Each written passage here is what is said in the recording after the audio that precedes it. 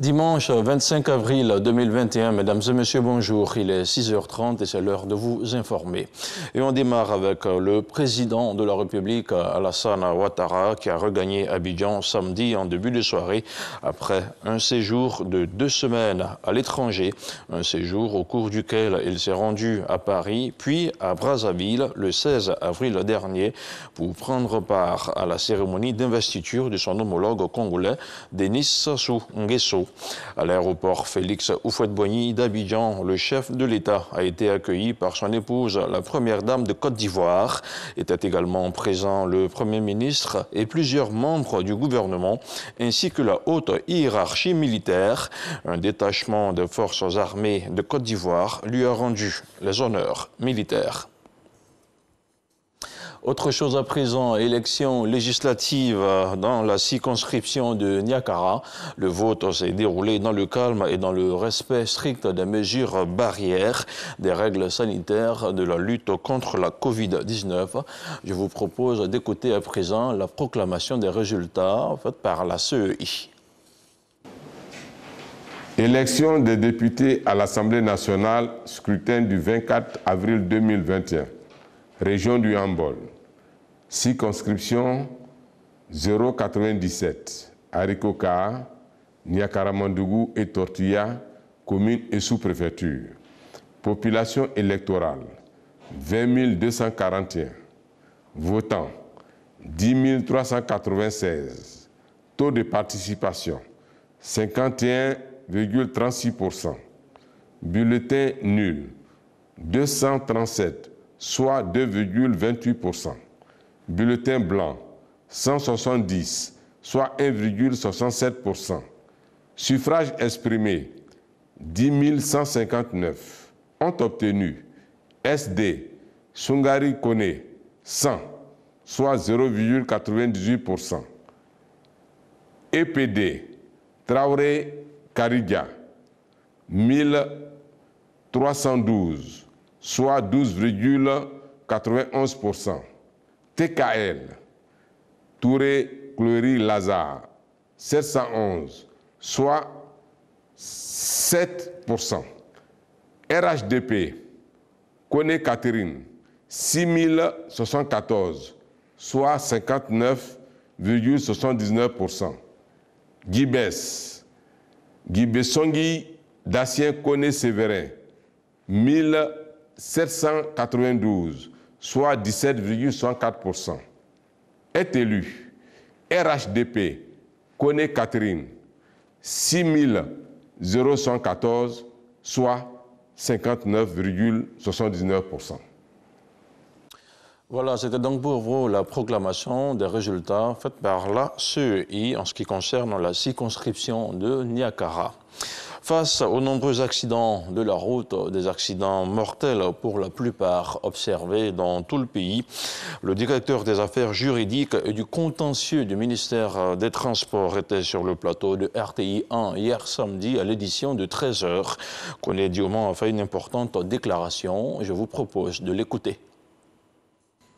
Dans le cadre du renforcement de la sécurité routière et prenant en compte les causes des accidents graves sur les routes de notre pays, en dépit des efforts consentis par le gouvernement pour transporter les biens et les personnes dans de meilleures conditions de sécurité et de confort, il est apparu nécessaire pour le ministère des Transports d'assainir le parcours de l'obtention du permis de conduire. Aussi, suite à des enquêtes préliminaires et vu la nécessité de lutter efficacement contre la corruption et la fraude dans l'obtention du permis de conduire, le ministère des Transports informe les candidats aux examens. Pour des raisons d'enquête approfondie et de nécessité de service, il est décidé, à compter du lundi 26 avril 2021, de la suspension de leurs fonctions de tous les inspecteurs affectés au service des examens théoriques et pratiques du permis de conduire. Le ministère des Transports tient à rassurer les candidats aux examens du permis de conduire que ceux-ci reprendront dès le lundi 3 mai 2021 et seront assurés par les agents de la Gendarmerie nationale pour une période de 3 mois, le temps pour le gouvernement d'achever la phase cruciale de la réforme des 10 examens. En vue d'assurer l'effectivité de cette mesure qui vise à sauver des vies humaines et à conserver la crédibilité du permis de conduire ivoirien, le ministre des Transports invite les candidats aux examens à la patience et l'ensemble des usagers de la route au strict respect des règles du code de la route. Désormais, nous sommes dans la phase de dématérialisation. Il faut couper les liens entre les inspecteurs et les candidats au permis de conduire. Et cette dématérialisation est en marche. Nous avons aujourd'hui au ministère des Transports plusieurs projets qui nous permettent désormais de faire en sorte que, et même pour ceux qui ne savent même pas parler le français, de pouvoir être devant un ordinateur et passer le code, ainsi de suite. Aujourd'hui, c'est la dématérialisation qui vraiment est la solution à la problématique des accidents de la circulation. Et puisqu'on parle de transport, 3 entreprises du secteur du transport urbain ont reçu 50 taxis-compteurs flambant neufs. L'initiative est portée par le Fonds de développement du transport routier. La remise des clés s'est déroulée au siège de l'Office de la sécurité routière Lozère à Abidjan. En toile de fond, il s'agit de donner un coup d'accélérateur au programme de renouvellement du parc automobile en Côte d'Ivoire. On regarde le compte-rendu de Lanciné Bakayoko. Ces 50 taxis-compteurs neufs représentent la première vague des 200 qui seront entièrement livrés aux entreprises de transport, régulièrement constituées au plus tard en juillet prochain. Ce projet, appelé aussi Taxi Ivoire, s'inscrit dans le vaste programme de renouvellement du parc automobile, mis en route par l'État avec l'accompagnement opérationnel du Fonds de développement des transports routiers. Il s'agit pour l'État de participer davantage à une intégration stratégique des entreprises de transport dans une dynamique de modernisation et de développement et surtout de mener avec vous une nouvelle vision du métier de transporteur en matière de taxi-compteur en Côte d'Ivoire. Ce projet d'augmentation de l'offre de taxi-compteurs dans la ville d'Abidjan va intégrer un volet formation. Les 3 entreprises bénéficiaires de ce premier lot de taxi-compteurs mesurent la confiance placée en elles et assurent d'être des modèles de gestion. Nous nous engageons à en faire très bon usage et permettre aux autres transporteurs justement de bénéficier de ce programme-là par le sérieux que nous mettrons justement dans la gestion. Faire bon usage des engins, ce n'est pas seulement de les maintenir propres, mais surtout de respecter les usagers et éviter l'incivisme qui provoque les accidents mortels sur nos routes. Il faut que nous ayons des professionnels, de vrais professionnels, qui croient au taxi, qui croient au transport, qui ne viennent pas au transport pour arrondir les fins de mois. Et puis à l'endroit des chauffeurs, soyez repérés comme des taxis où il y a la sécurité, des taxis où il y a le confort, des taxis où le juste prix à travers le compteur est payé. La phase pilote de ce projet de Taxi Ivoire lancé en 2017 a mobilisé 100 taxis-compteurs. On parle maintenant du Ramadan. La ministre d'État, ministre des Affaires étrangères, Kandia Camara, était à Abobo. La maire honoraire de la commune a offert au nom du président de la République, Alassane Ouattara, des dons, des vivres à la communauté musulmane. Ce sont 45 tonnes de sucre et 12 tonnes de riz qui ont été distribuées aux différentes associations islamiques de la commune. On regarde le compte-rendu de Demadongui par Gassoro Kone. Esplanade de la mairie d'Abobo. La communauté musulmane de cette commune, toute heureuse. Elle a reçu des mains de la ministre d'État, ministre des Affaires étrangères, maire honorée d'Abobo, 45 tonnes de sucre et 12 tonnes de riz. Kandia Camara avait à ses côtés les adjoints au maire, les conseillers municipaux et les députés de la commune.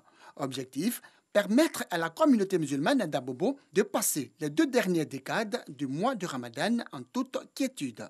Au nom du conseil municipal d'Abobo, au nom de tous les élus d'Abobo, nous avons l'honneur d'offrir à la communauté musulmane d'Abobo 45 tonnes de sucre et 12 tonnes de riz, afin que cela vous permette de traverser ce mois dans la joie, dans la santé, dans le bonheur. La ministre d'État n'a pas manqué d'exhorter les hommes de Dieu à multiplier les prières pour la paix et la stabilité en Côte d'Ivoire, non sans rendre hommage au premier magistrat de la commune Feu, le Premier ministre Ahmed Bakayoko. L'année dernière, c'est le maire Ahmed Bakayoko qui a présidé la cérémonie. Ce jour-là, il est intervenu. Il s'est adressé non seulement à la communauté musulmane d'Abobo, mais il s'est adressé à toutes les communautés religieuses et à toute la population d'Abobo. Je voudrais encore une fois lui rendre hommage au nom de toute la municipalité d'Abobo. L'hommage à feu Ahmed Bakayoko, appuyé par les bénéficiaires qui ont tenu à exprimer toute leur reconnaissance à la ministre d'État Kandia Camara et à toute l'équipe de la municipalité. 20 tonnes, 10 tonnes, 5 tonnes, c'était bon. Mais jusqu'à 45 tonnes, je crois que c'est vraiment très grand. Nous remercions Mme Kandia Camara pour tous ces cadeaux. Merci à tes collaborateurs. Merci à la mairie d'Abobo. À l'issue de cette cérémonie de don en vivres à la communauté musulmane d'Abobo, des prières et des bénédictions ont été adressées à Dieu afin qu'il reflète sur la Côte d'Ivoire sa grâce et sa miséricorde. Ramadan toujours, vendredi dernier, il s'est tenu à la RTI la 2e édition de la rupture collective de la communauté musulmane des agents de la radiodiffusion télévision ivoirienne commue à RTI. Ce moment de partage et de fraternité avait pour thème le pardon en islam. C'était en présence du directeur général de la RTI et des représentants de certains ministères. Astou Touré, Walter Amadou Ouattara pour le compte-rendu. Le partage, la convivialité et la fraternité au rendez-vous de cette 2e édition de la rupture collective organisée par la COMUA RTI, entendez Communauté musulmane des agents de la RTI. Après un an d'arrêt dû à la crise sanitaire de la COVID-19, la COMUA RTI répond du service cette année avec pour thème le pardon en islam. Une conférence animée par le professeur Yaya Karamoko, imam de la mosquée de l'université Félix Houphouët-Boigny. Pardonner à un être humain, ce n'est pas supporter une perte. Au contraire, c'est un gain, c'est un progrès, c'est une élévation, une dignité accessible aux plus mûrs d'entre nous, ceux qui peuvent trouver l'équilibre facilement entre le courage de défendre certes leurs intérêts et la considération qu'ils peuvent offrir aux situations des autres. La rupture collective, bien qu'étant un acte de foi recommandé par Allah, est aussi une manière de témoigner sa solidarité et son amour pour son prochain. Allah subhanahu wa ta'ala, à travers donc son messager, le prophète de l'islam, le prophète Mohammed, paix et salut de Dieu soit sur lui, il nous dit: le meilleur parmi vous est celui qui est utile pour son semblable. Alors, chers frères et sœurs, soyons plus que utiles pendant ce mois béni de Ramadan. Fosseni Dambélé, directeur général de la RTI, président d'honneur de la COMUA RTI, exhorte les frères et sœurs croyant en Dieu à favoriser un climat de cohésion, d'union et de paix. Saluer l'esprit de fraternité qui règne entre les différentes confessions et leurs pratiquants dans cette maison commune. Nous sommes ici à la RTI à l'image de la Côte d'Ivoire, un pays où la laïcité se conjugue avec la pluralité et la liberté de culte. À cette rupture collective, le Premier ministre Patrick Achi était représenté par Cissé Sabati. Le Premier ministre s'est laissé dire que lorsque le jeûneur émet un vœu, ce vœu est immédiatement exaucé par Allah subhanahu wa ta'ala. Et c'est pour cela qu'il m'a chargé de vous demander à cet instant donc de prier de jeûne, de formuler donc des bénédictions pour la Côte d'Ivoire. La COMUA RTI a été créée en avril 2019. Cette communauté regroupe plus de 200 adhérents. Place à présent à l'actualité internationale. Suite à l'assassinat du président Idriss Déby Itno, le Conseil de paix et de sécurité de l'Union africaine a appelé à une transition rapide, pacifique, constitutionnelle et sans heurts au Tchad. Condamnant fermement le meurtre du président, le Conseil, lors de sa dernière réunion, a appelé à la nécessité urgente d'une enquête approfondie, une enquête sur les circonstances entourant le meurtre afin de traduire les auteurs en justice, selon une déclaration de l'UA samedi. Le Conseil a également exhorté les forces de défense et de sécurité tchadiennes et toutes les parties prenantes nationales à respecter le mandat et l'ordre l'ordre constitutionnel et à respecter et à s'engager rapidement dans un processus de restauration de l'ordre constitutionnel et de transfert du pouvoir politique aux autorités civiles conformément aux dispositions pertinentes de la Constitution du pays. Et on termine avec du sport, du MMA. Le Nigérien Kamaru Usman a défendu pour la 4e fois de suite sa ceinture de champion du monde des poids mi-moyens de l'Ultimate Fighting Championship, UFC, la plus prestigieuse ligue d'arts martiaux mixtes au monde. Le combat s'est déroulé samedi à Jacksonville, dans le sud-est des États-Unis. Le Nigérian a battu par KO l'Américain George Masvidal à l'occasion de l'UFC 261. Et c'est ici que l'on s'arrête pour ce 6h30. Merci à vous tous de l'avoir suivi. Retrouvez à 13h Herman Guibé. Quant à moi, je reviens à 23h.